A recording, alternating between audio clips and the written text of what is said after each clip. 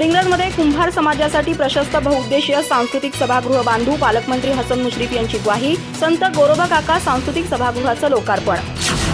कुंभार समाज हा अतिशय कष्टाळू आणि मातीशी नाळ जुळलेला समाज आहे. या समाजासाठी प्रशस्त आणि सर्व सोयी सुविधा युक्त बहुउद्देशीय सांस्कृतिक सभागृह बांधू अशी ग्वाही पालकमंत्री नामदार हसन मुश्रीफ यांनी दिली.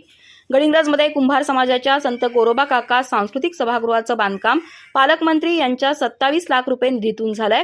या सभागृहाचा लोकार्पण सोहळा उत्साहात झाला. पालकमंत्री श्री मुश्रीफ भाषणात पुढे म्हणाले, गडिंग्लज शहरातील कुंभार समाजासाठी प्रशस्त सर्व सोयी सुविधांनी युक्त बहुउद्देशीय सांस्कृतिक सभागृह उभारू.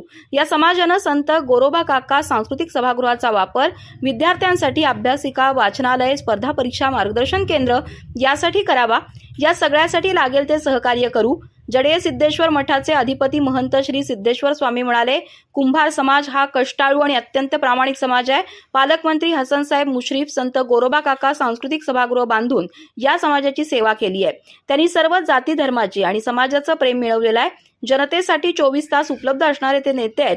त्यांचं कामच बोलतंय असंही ते म्हणाले.